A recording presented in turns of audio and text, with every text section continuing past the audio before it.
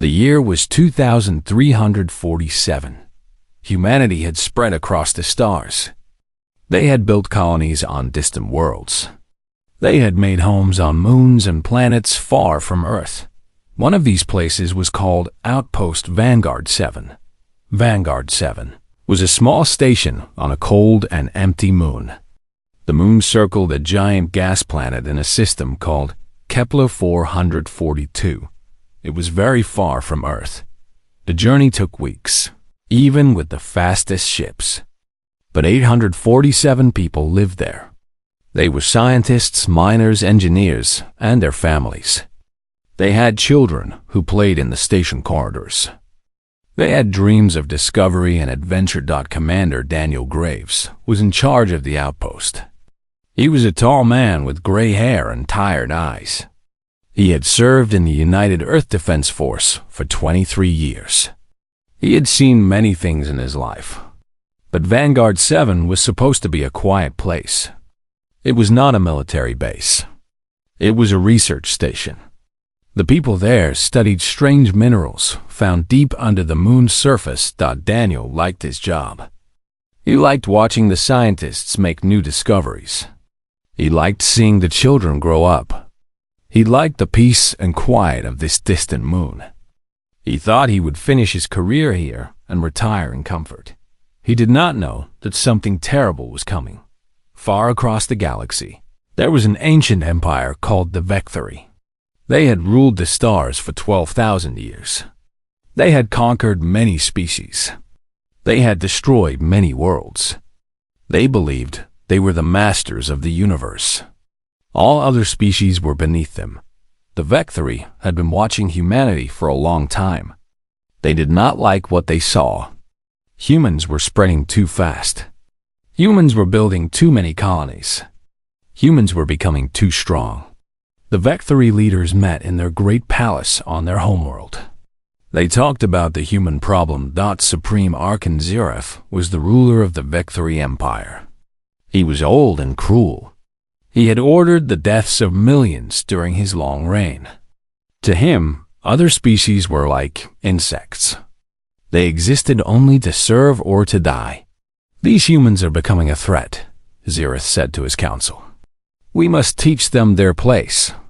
We must show them what happens to species that grow too bold. The council agreed. They chose a target. A small, distant outpost with no real defenses. They would attack it without warning. They would kill everyone there. They would record the massacre and send it to Earth. It would be a message. It would tell humanity to stay small and weak, or face destruction. The attack came on a quiet night. Lieutenant Lauren Mitchell was on duty in the command center. She was young, only 26 years old. She had joined the Defense Force because she wanted to explore the stars. She never expected to fight a war. She was watching her screens and drinking coffee when everything changed. The alarms started screaming. Red lights flashed across every console. Lauren looked at her screen and felt her heart stop. 12 ships had appeared out of nowhere. They were Vecturi warships. They were already in weapons range. Commander Graves to the command center. Lauren shouted into her communicator. We are under attack. Repeat, we are under attack. The first plasma blast hit the station's shields. The whole structure shook. People fell to the floor. The lights flickered. Lauren tried to return fire with the station's 3 defense turrets, but it was like throwing rocks at a mountain. Daniel Graves ran into the command center. His face was pale. He looked at the screens and understood immediately. They had no chance of winning this fight. Sound the evacuation, he ordered. Get everyone to the escape pods, now. The station had one small patrol ship, a corvette called the Resolute. Its captain, a brave man named Kevin Brooks, took it out to buy time for the evacuation. The Resolute lasted 4 minutes against the Vecturi fleet. Kevin and his crew of 12 died in a ball of fire. The escape pods launched one after another. Families ran through the corridors. Parents carried their children. People helped the elderly and the wounded. They pushed into the small pods and launched into space, hoping to escape. But the Vectri had planned for this. They did not want survivors. They wanted total destruction. The warships turned their weapons on the escape pods. Lauren watched in horror as pods exploded one by one. She could hear the screams over the communication channels. Mothers crying for their children. Men begging for mercy. Children calling for their parents. The Vectri gave no mercy. Dr. Nathan Cole was deep in the mining tunnels when the attack began. He was a geologist, studying the mineral deposits beneath the surface. He heard the explosions above. He felt the ground shake. He ran toward the surface, but the tunnels started collapsing behind him. He found 22 other survivors in the deep tunnels. They were trapped below ground as the station above them burned. They could do nothing but listen to the sounds of destruction. In the command center, Daniel Graves knew he was going to die. The shields had failed. The hull was breaking apart. Smoke filled the air. But he had one last thing to do. He activated the emergency beacon. He started recording a message. "This is Commander Daniel Graves of Outpost Vanguard 7, he said into the recorder. "We have been attacked by Vectri forces. They came without warning. They gave us no chance to surrender. They are killing everyone. Our civilians, our children, everyone." A massive explosion rocked the command center. The ceiling started to collapse. Daniel kept talking. "Tell Earth what happened here. Tell them we did not run. Tell them we did not beg. And tell them—" He paused, his eyes hard with anger. "Tell them to make these bastards pay for what they did." The recording ended when a plasma beam cut through the command center. Daniel Graves died at his post, still trying to save his people. When the attack was over, the Vectri surveyed the destruction. The station was nothing but burning wreckage. The escape pods were scattered debris. They counted the dead and were satisfied. 824 humans had died. 156 of them were children. The Vectri recorded everything. They wanted humanity to see. They wanted humanity to understand their weakness. They wanted humanity to be afraid. Then they left. They did not bother to land troops or search for survivors. They had delivered their message. They believed the matter was closed. Deep in the collapsed tunnels, Dr. Nathan Cole and the other survivors dug their way to the surface. They emerged into a nightmare. The station was gone. Their friends were gone. Their families were gone. Nathan found a working communication unit in the wreckage. He connected to the emergency beacon that Daniel had activated. He added his own message, his own footage of the destruction. He told Earth what had happened. The signal traveled across the stars at faster than light speed. It carried images of burning pods. It carried recordings of dying children. It carried the last words of Commander Daniel Graves. It took 7 days for the signal to reach Earth. When it arrived, everything changed. The Vectri had wanted to send humanity a message. They had wanted to teach humans their place in the galaxy. They believed they had shown humanity the price of expansion, that they had made a terrible mistake. They did not understand what they had awakened. They did not know that humanity had been holding back for centuries, trying to prove they were civilized, trying to earn respect through peace. The Vectri had just ended that era forever. Somewhere in the cold depths of space, the distress beacon kept transmitting. And on Earth, billions of humans were about to learn what had been done to their children. The Vectri Empire had 12,000 years of history. They had conquered 67 species. They believed they were invincible. They were about to learn otherwise. Admiral Christopher Hayes had served in the United Earth Defense Force for 31 years. He had fought in 3 colonial wars. He had seen death many times. He thought nothing could shock him anymore. He was wrong. The distress signal from Vanguard 7 arrived at Earth Defense Command on a Tuesday morning. Admiral Hayes was the senior officer on duty. He was the first to see the footage. He sat alone in a dark room and watched the recording. He saw the Vectory ships appear without warning. He saw the station's shields fail. He saw the escape pods launch, filled with families trying to survive. Then he saw the Vectory gunships chase down those pods. One by one, he watched children die in the vacuum of space. He watched mothers burn as plasma fire tore through thin metal walls. He watched Commander Daniel Graves speak his final words, defiant until the end. When the recording finished, Admiral Hayes sat in silence for a long time. His hands were shaking. His eyes were wet with tears he did not try to hide. Something inside him had changed. Something cold and hard had replaced the shock and grief.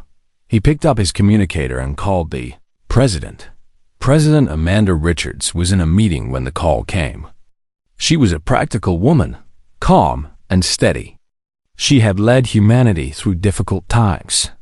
But when she watched the footage from Vanguard 7, her face turned white. The recording was shown to the United Earth Council. 37 representatives from every major nation and colony watched in silence. Some covered their eyes. Some wept openly. Some sat frozen, unable to move or speak. When the recording ended, the council chamber erupted into chaos. People shouted for revenge. Others called for diplomacy. Some demanded immediate military action. Others warned against starting a war they could not win. President Richards raised her hand. The room fell silent. How many dead? She asked quietly. 824 confirmed, Admiral Hayes answered, including 156 children. The president closed her eyes for a moment. When she opened them again, her expression had changed. There was no more shock. There was no more grief. There was only cold determination. For 200 years, we have tried to prove ourselves to the galaxy, she said. We accepted insults. We gave up territory. We signed unfair treaties. We did everything we could to show that humanity was peaceful and civilized. She stood up from her chair. Her voice grew stronger. They killed our children. They recorded it. They wanted us to see. They wanted us to be afraid. She turned to Admiral Hayes. What forces can we mobilize? The Admiral activated a holographic display. A map of human space appeared, filled with icons representing ships, bases, and colonies. The United Earth Defense Force had been quietly growing for decades. They had prepared for a day that many hoped would never come. 17 carrier groups, Hayes reported. 432 combat vessels. 3 million trained soldiers. And we have the Exodus Protocol. President Richards nodded slowly. Begin full mobilization. I want every ship ready for war. And Christopher. She paused. I want every human in the galaxy to know what happened at Vanguard 7. Everyone needs to understand why we are going to fight. The broadcast went out that same day. Every colony, every station, every ship in human space received the message.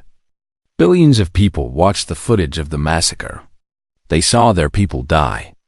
They saw their children burn. The reaction was unlike anything in human history. Recruitment centers were overwhelmed within hours.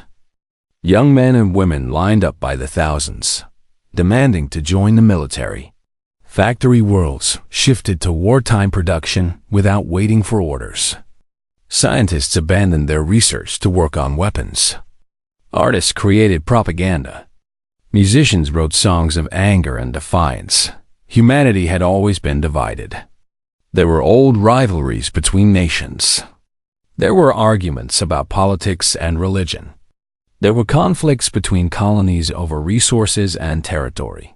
But in one terrible day, all of those divisions disappeared. The Vectory had united humanity in a way that nothing else ever could. On the colony world of New Boston, A retired Marine named Scott Patterson watched the broadcast with his two sons. Scott was 63 years old. His fighting days were behind him. His joints ached and his hair was gray. But as he watched the footage of Vanguard 7, something stirred in his chest. The next morning, he walked into the nearest recruitment center. "I am too old for frontline combat," he told the young officer behind the desk. "But I can train soldiers. I can teach them how to fight. I can show them how to win." The officer looked at Scott's record. 30 years of service, 12 combat deployments, multiple medals for bravery. He was exactly the kind of man they needed. "Welcome back, Sergeant Patterson," the officer said. "This story repeated itself across 100 worlds. Retired soldiers returned to service. Veterans came out of hiding. Old men and women who thought they would never fight again picked up weapons and reported for duty. But it was not just soldiers who answered the call. Dr. Margaret Lane was one of Earth's finest physicists. She had spent her career studying energy systems and quantum mechanics. She had dreamed of discovering new sources of power that would help humanity expand across the galaxy. When she saw the footage from Vanguard 7, she walked into the Defense Ministry and offered her services. "I can make weapons," she said simply. "Tell me what you need destroyed, and I will find a way to destroy it." Admiral Hayes assembled the finest minds humanity had produced. Scientists, engineers, strategists, and analysts gathered in secret bunkers beneath Earth's surface. They worked day and night, studying the Vectri, analyzing their weaknesses, and developing plans for revenge. The Vectri had made several mistakes in their attack on Vanguard 7. They had recorded everything. They had shown humanity exactly how their ships moved, how their weapons fired, and how their tactics worked. They had given Earth valuable intelligence. "They underestimate us," Admiral Hayes told his staff. "They think we are primitive. They think we are weak. We are going to use that against them." The Admiral unveiled a plan that shocked everyone in the room. It was called Operation Judgment. It was designed not just to defeat the Vectri, but to destroy them completely. "They expect us to attack their border systems," Hayes explained. "They expect a long war of small battles. They believe they will wear us down and eventually win. We are not going to give them that war." He pointed to a location deep inside Vectri space. Their homeworld, Vector Prime. "We are going to strike at the heart of their empire. We are going to hit them so hard that they will never recover." Some officers objected. The plan was too risky, they said. The casualties would be enormous. But Admiral Hayes silenced them with a look. "They killed 156 children," he said. "They chased down escape pods filled with families and burned them alive. They recorded it for entertainment. There is no diplomatic solution to this. There is no peace treaty that can undo what they did." He looked around the room at the faces of his officers. "We are not going to negotiate. We are not going to compromise. We are going to show the galaxy what happens when you attack Earth's children. We are going to make an example that will be remembered for 10,000 years." The room was silent. Everyone understood what the Admiral was saying. This was not going to be a limited war. This was not going to be a conflict over territory or resources. This was going to be a war of annihilation. Across human space, the preparations continued. Ships were built. Weapons were loaded. Soldiers trained for missions they might not survive. The mood was grim but determined. There was no hesitation. There was no doubt. On Earth, President Richards addressed humanity one final time before the war began. "We did not ask for this fight," she said. "We wanted peace. We wanted to explore the stars and build a future for our children. But the Vectri have shown us that some enemies cannot be reasoned with. Some threats must be destroyed." She paused, her eyes looking directly into the camera. To the people of Vanguard 7, I make this promise. We will never forget what was done to you. And the ones who did it will pay in full. The fleets began to move. Hundreds of ships gathered at staging points across human space. Millions of soldiers prepared for battle. The largest military operation in human history was about to begin. The Vectory had wanted to teach humanity a lesson about power and fear. They were about to learn that humanity had lessons of its own to teach, and those lessons would be written in fire. The Vectory Empire had existed for 12,000 years. They had conquered 67 different species. They ruled over 300 star systems. Their fleets numbered in the thousands. Their armies counted billions of soldiers. In all their long history, no one had ever challenged them and survived. Supreme Archon Zereth sat on his throne in the great palace of Vector Prime. The palace was massive, built from black stone and decorated with the bones of conquered enemies. From his throne, Zereth could see the capital city stretching to the horizon. 50 million Vectory lived in that city alone. Billions more lived across the 9 planets of their home system. Reports of humanity's mobilization reached the Archon through his spies and scouts. He read them with amusement. These humans thought they could fight the Vectory? These primitive creatures, who had only discovered faster than light travel 300 years ago. It was almost funny. Let them come, Zereth told his war council. We will crush them like we crushed all the others. Their fleet will burn, and their species will learn to obey. The council members agreed eagerly. They had grown fat and comfortable after thousands of years of easy victories. They did not know what a real war looked like anymore. But not everyone shared the Archon's confidence. Fleet Commander Varix was different from the other Vectory leaders. He was young for his position, only 200 years old. He had risen through the ranks through skill rather than politics. And he had studied humanity more closely than anyone else in the Empire. Archon, I must speak, Varix said carefully. I have concerns about underestimating the humans. Zereth waved a clawed hand dismissively. Speak then, but make it quick. Varix stepped forward. I have spent years studying human history. Their entire existence as a species has been marked by constant warfare. They fight each other continuously. They have invented weapons so terrible that they chose never to use them again. They burned their own cities to prevent enemies from taking them. They died by the millions in conflicts over ideas and beliefs. The council members laughed. One of them spoke up. Internal fighting proves nothing. They squabble among themselves like children. That is not real war. With respect, you are wrong, Varix replied. When humans fight each other, they hold back. They have rules and limits. They try to minimize destruction.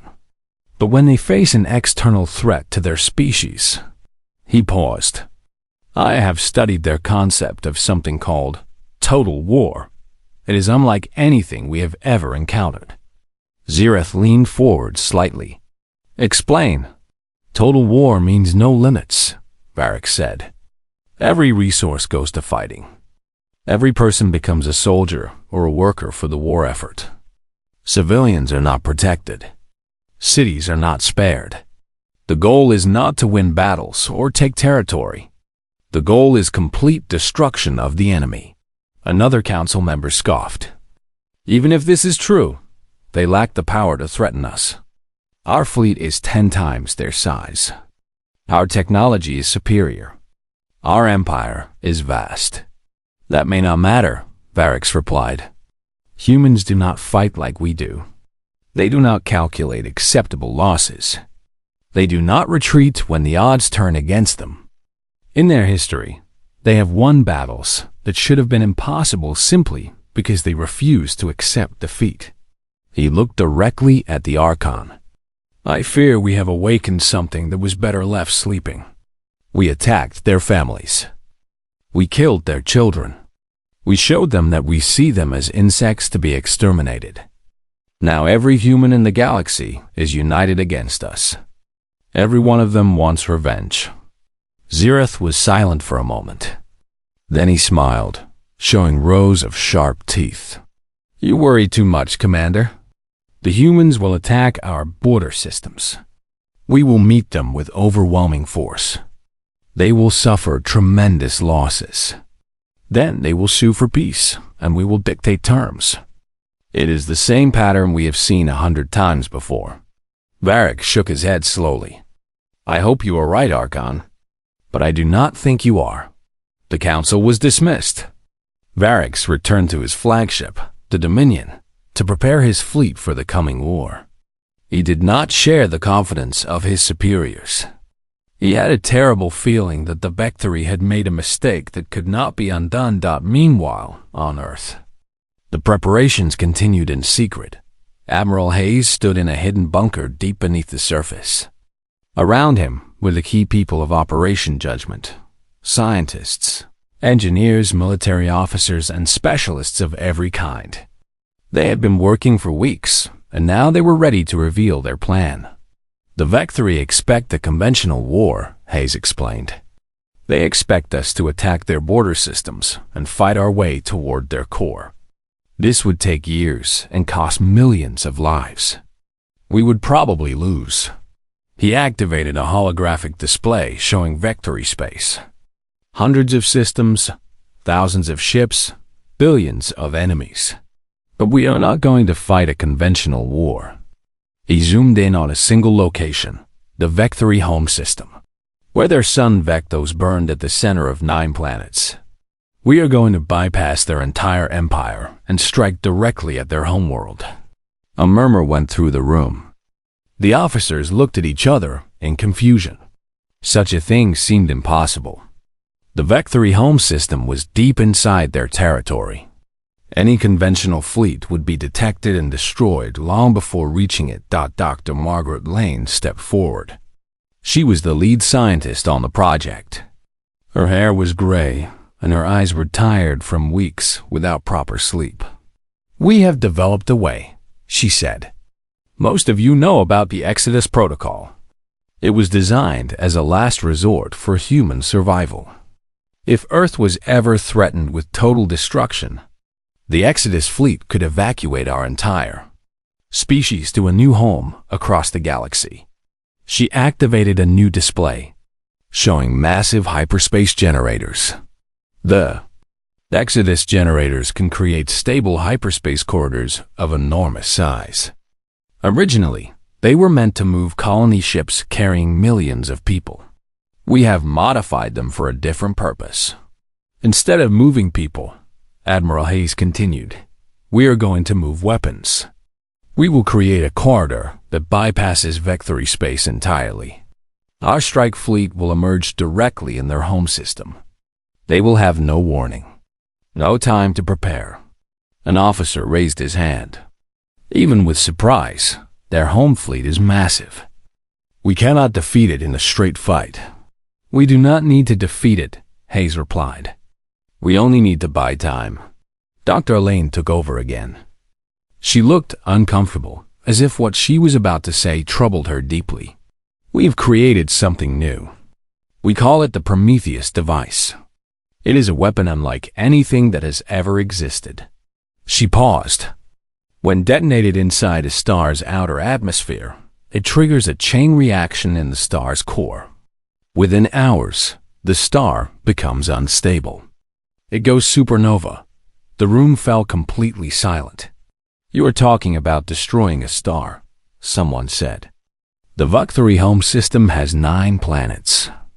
14 billion people live there. Yes, Dr. Lane said quietly. 14 billion. Admiral Hayes stepped forward. His face was hard. I know what we are proposing. I know the cost. But consider what they did to us. They killed our children. They recorded the massacre for entertainment. They wanted us to see our families burn. They looked around the room at the faces of his officers. If we fight a conventional war, we will lose. The Vectri will grind us down over decades. They will eventually reach Earth. They will kill every man, woman, and child of our species. They will record that massacre too. He paused. Or we can end this war in a single stroke. We can show the galaxy what happens when you try to exterminate humanity. We can make sure that no species ever again considers attacking our people. The room was quiet. Everyone understood what was being asked of them. This was not just war. This was something far worse. Something that would haunt humanity forever. But the memory of Vanguard 7 was fresh in their minds. The images of burning escape pods. The recordings of dying children. The last words of Commander Daniel Graves. One by one, the officers nodded their agreement.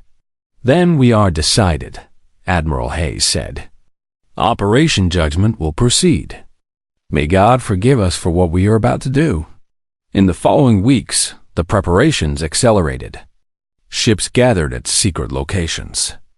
Weapons were loaded. Crews were briefed on missions they knew they might not survive. Dr. Megan Foster was a young physicist who had volunteered for the most dangerous mission of all. She would pilot the science vessel Horizon directly into the star Vecthos and deploy the Prometheus device. It was a one-way trip. Everyone knew she would not survive. Why did you volunteer? Admiral Hayes asked her the night before the fleet departed. Dr. Foster thought for a moment. I had a niece on Vanguard 7. She was 8 years old. Her name was Amy. She wanted to be a scientist like me someday. Her eyes were hard and dry. She had no more tears left. I want the Vectri to know what it feels like to watch their children burn. The fleet launched the next morning. 400 ships disappeared into the hyperspace corridor, heading for a destination that would change galactic history forever. The Vectri had wanted to send humanity a message about power and fear. They were about to receive a reply. The space around Vector Prime was peaceful. Orbital stations circled the planet. Cargo ships moved between the 9 worlds of the system. Defense platforms stood silent, their weapons pointed at empty space. It was a beautiful day on the Vectri homeworld. Citizens went about their lives. Children attended schools. Workers traveled to their jobs. No one expected anything unusual. Then the sky tore open. A massive hyperspace corridor ripped through the fabric of space itself. Energy crackled at its edges. The thing was enormous, large enough to swallow a moon. And from inside it came death. 400 human warships poured out of the corridor like water from a broken dam. Carriers, destroyers, cruisers, and frigates spread across the void in perfect formation. At their center, surrounded by the heaviest ships, was a single science vessel, the Horizon. For 3 heartbeats, no one moved. The Vectri defenders stared at their screens in disbelief. This was impossible. No one could open a hyperspace corridor this deep inside the Empire. No one could bypass their entire border fleet. Yet here the humans were, materializing in the heart of Vectri space without any warning. Fleet Commander Varix was aboard the Dominion when the alarms began screaming. He ran to the command center and looked at the tactical display. His worst fears had come true. All ships, emergency battle stations. He ordered, intercept the human fleet immediately. The Vectri home fleet was massive. 200 warships of the line, plus countless smaller vessels. They should have been more than enough to destroy the human invaders. But the humans were not behaving like any enemy the Vectri had ever faced. Instead of advancing toward the planet, the human ships formed a protective sphere around the Horizon. They arranged themselves in layers, with the heaviest ships on the outside. They were not trying to win. They were not trying to survive. They were simply trying to protect that one central vessel for as long as possible. What are they doing? Varix muttered. What is on that ship? He did not have time to find out. The battle had begun. The Vecturi attacked with everything they had. Plasma beams lit up the void. Missiles streaked across the darkness. The human outer defense ring began taking hits immediately. Ships exploded. Crews died. But for every human ship destroyed, 3 Vecturi vessels went down. The humans fought with insane courage. They threw themselves into the path of incoming fire. They rammed enemy ships when their weapons failed. Dying crews aimed their broken vessels at Vecturi formations and accelerated to full speed. It was not a battle. It was a massacre on both sides. Captain Ryan Mitchell commanded the carrier Salvation from the heart of the human formation. His ship was taking heavy damage. Fires burned on multiple decks. His crew was dying around him. But he did not retreat. He could not retreat. The mission was all that mattered. All batteries, continue firing. He ordered through the smoke and chaos. Hold the line. We only need 7 more minutes. A plasma beam punched through the Salvation's hull. The ship shuddered and began listing to one side. Ryan looked at his damage reports. His ship was finished, but he could still fight. All hands, abandon ship, he said calmly. Navigation, set collision course for the nearest Vecturi carrier. Maximum speed. His crew looked at him with wide eyes.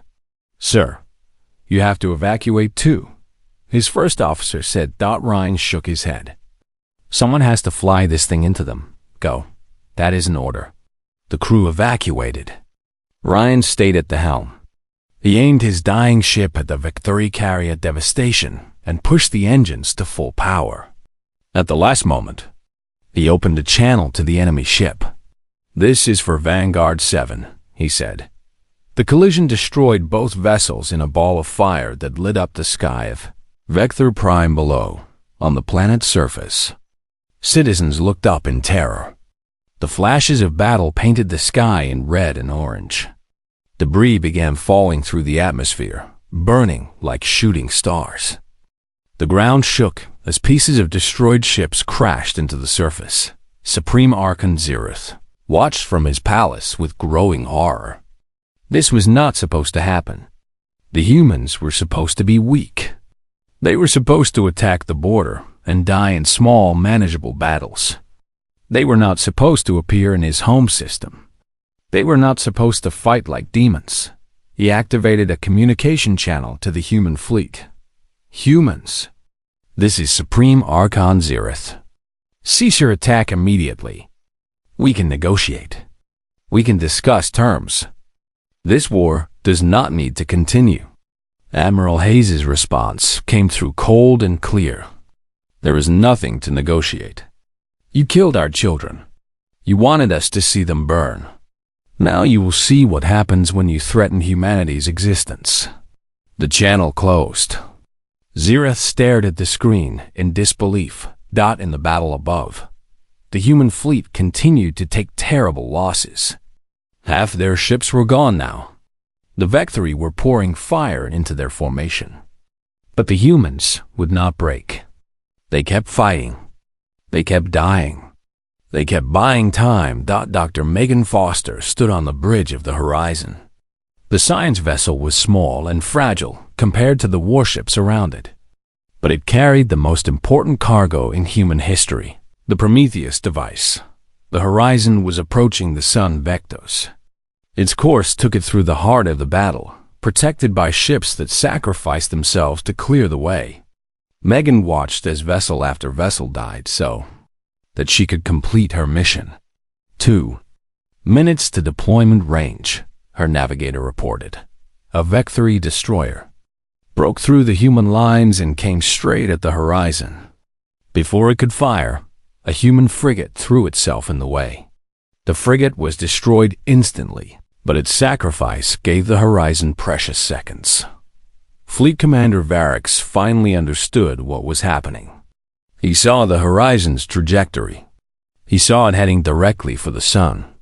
And he remembered the old humans saying he had read in their history books, "If we burn, you burn with us."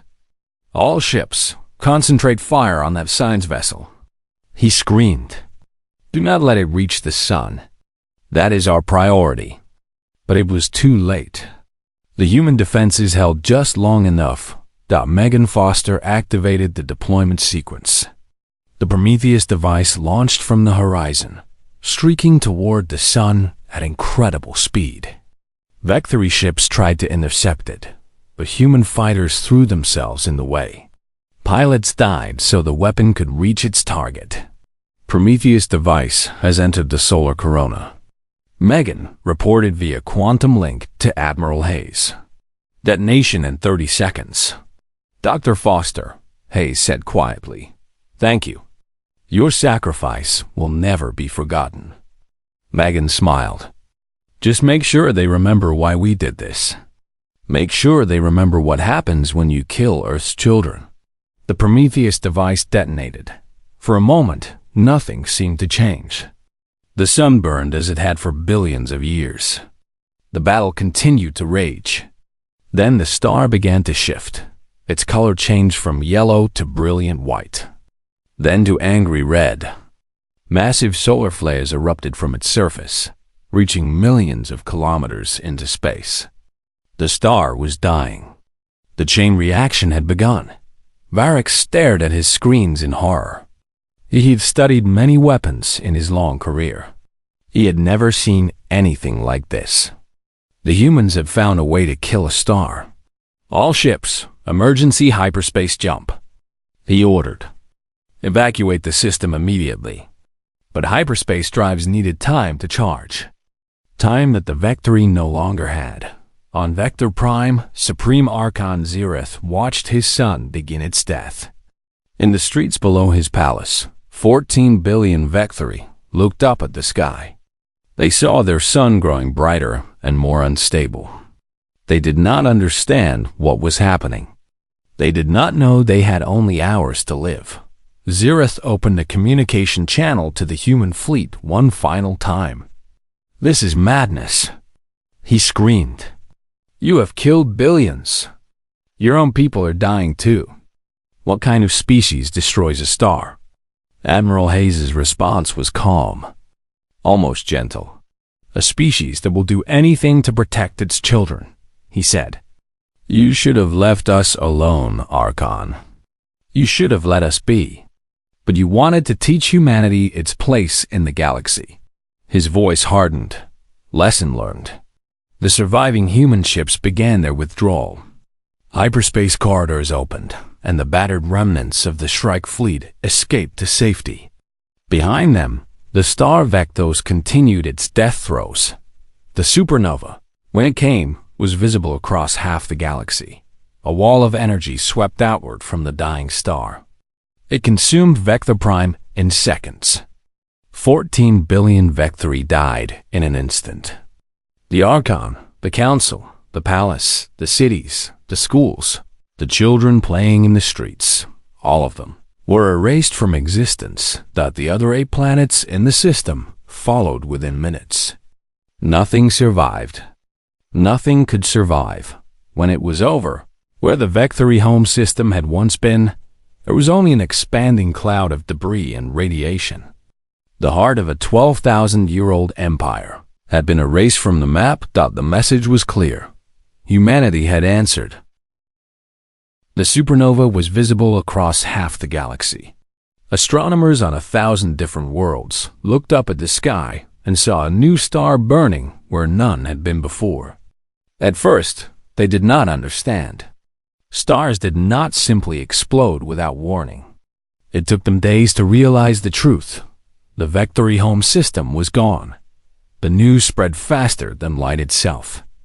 Every spacefaring civilization in the galaxy heard what had happened.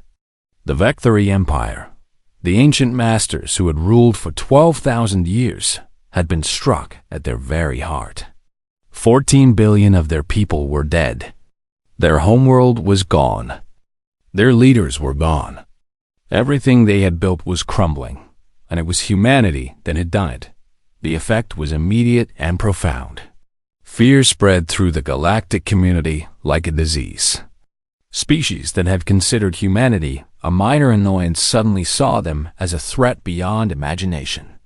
Governments that had dismissed humans as primitive newcomers now watched them with terror in their eyes.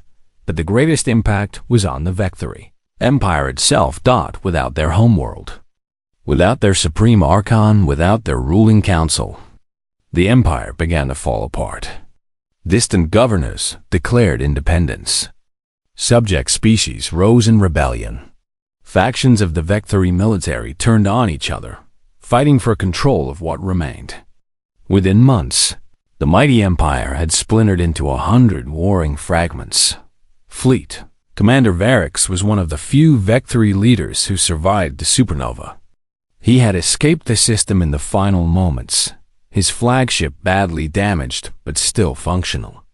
Now he drifted in deep space, listening to reports of his civilization's collapse. He had tried to warn them. He had told them not to underestimate the humans. No one had listened. And now everything he had known was gone. Varix was not a sentimental being. He did not waste time on grief or regret. Instead, he thought about what needed to happen next.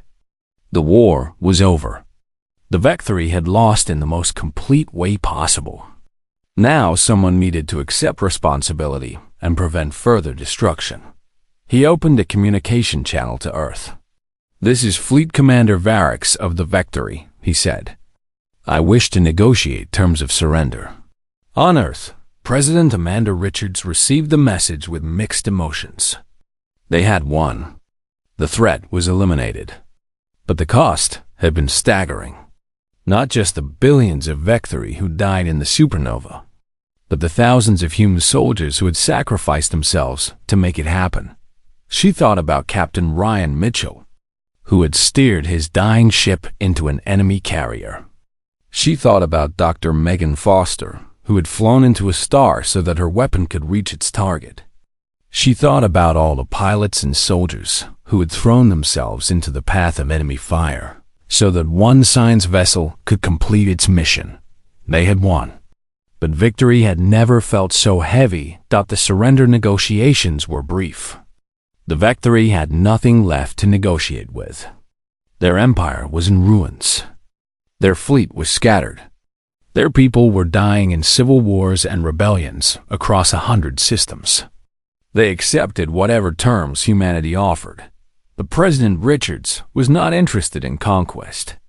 "We do not want your territory," she told Varix. "We do not want your resources. We do not want to rule over you. We only wanted one thing, for you to understand that humanity cannot be exterminated." Varix nodded slowly. "You have made your point very clearly. Then spread the word to what remains of your people," Richard said. "Tell them to stay away from human space. Tell them to never again threaten human lives. If they do, they will receive the same answer we gave your Archon."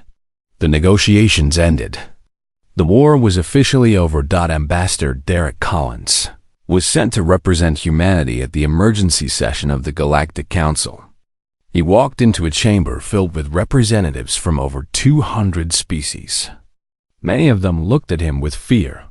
Some could barely meet his eyes. The Archon of the Consortium of Aligned Worlds spoke first. "What you have done is unprecedented. You have committed an act of genocide that will forever stain your species. How can we trust beings capable of such destruction?" Derek nodded slowly. "You are right. What we did was terrible. 14 billion lives were erased. I will not pretend that does not weigh on us. Our children will learn about this day with shame and horror, as they should." He paused, choosing his next words carefully. "But consider this. For 300 years, humanity tried to prove that we were civilized. We accepted insults. We gave up territory. We signed treaties that treated us as lesser beings.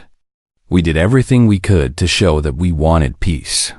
He looked around the chamber at the gathered representatives. "And what did it get us? A massacre. The Vectory killed 824 civilians, including 156 children. They recorded it. They wanted us to see our people burn. Derek's voice grew stronger. So now you know what humanity is capable of. Now you know what happens when you threaten our existence. But here's what I want you to understand. We do not want to be what we showed the Vectory. We want peace. We want to trade and explore and discover. We want to be partners, not conquerors. He leaned forward. But if any species ever again decides that humanity does not deserve to exist, if anyone ever again targets our children, our homes, our people, remember Vectos. Remember what we are willing to do when we have no other choice. The chamber was silent for a long time. In the years that followed, humanity's position in the galaxy changed dramatically. No species dared to challenge them. Trade agreements that had been blocked for decades were suddenly approved. Territorial disputes were resolved in humanity's favor. The galaxy treated humans with cautious respect. But on Earth itself, the mood was different. The anniversary of the Vanguard 7 massacre became a day of solemn remembrance. Memorials were held for the victims of the attack, but also for the billions of Vectory who died in humanity's response. People gathered in parks and public spaces to reflect on what had been done in their name. President Richards, in her final address before leaving office, spoke about the complicated legacy of the war. We did what we believed was necessary to ensure our survival, she said. But we must never forget the cost. We must never become comfortable with the power we hold. The day we stop grieving for what we did is the day we lose our humanity. In a small park in the capital city of New Washington, a monument was built to honor those who died at Vanguard 7. The names of all 824 victims were carved into black stone. Commander Daniel Graves was listed first. The 156 children came last. Their ages noted beside their names. Below the list of names was a simple inscription. They stood against the darkness. We answered. Dr. Nathan Cole, one of the 23 survivors of the original attack, returned to the Kepler 442 system years later. A new station had been built on the moon where Vanguard 7 once stood. It was called Vanguard Memorial. At its heart was a museum dedicated to the original Outpost and its people. Nathan became the museum's curator. He spent the rest of his life preserving the memory of his friends and colleagues. He told their stories to visitors from across human space. He made sure that future generations understood both the tragedy and the terrible justice that followed. One day, a young girl visiting the museum asked him a question. Was it right? What Earth did to the Vectory? Nathan was quiet for a long moment before answering. I do not know if it was right, he finally said. I have thought about that question every day for 30 years.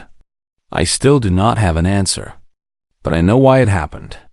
And I know that as long as humans exist, we will keep asking that question. He looked at the memorial wall, at the names of people he had loved. Maybe that is the point. Maybe the fact that we keep asking is what makes us different from the Vectory. They never questioned whether they had the right to destroy us. They just did it because they could. The girl nodded slowly, not fully understanding but sensing the weight of his words. Outside the museum, the stars shone down on a galaxy forever changed. Humanity had proven something to the cosmos that day at Vectos. Something that would be remembered for thousands of years. Some species whispered that humans were monsters. Others called them necessary evils. A few saw them as heroes who had freed the galaxy from a 12,000-year tyranny. Humanity did not care what others called them. They had never wanted an empire. They only wanted to live in peace, to raise their children, to explore the stars. They had learned a terrible lesson about their own capacity for destruction. They carried that knowledge like a scar that would never heal. But they also carried something else, the certainty that they would never be victims again. The knowledge that when humanity stood together, nothing in the universe could destroy them. The galaxy would remember that. lesson for a very long time. And somewhere in the ruins of what had once been the Victory Empire, a new generation was growing up with a simple truth branded into their collective memory. Do not threaten humanity. Do not attack their homes. Do not hurt their children, because if you do, they will not negotiate. They will not forgive. They will answer. And their answer will be the end of everything you have ever built. The stars were quiet now. Humanity had found its place among them. Not as conquerors, not as victims, but as something else entirely. A species.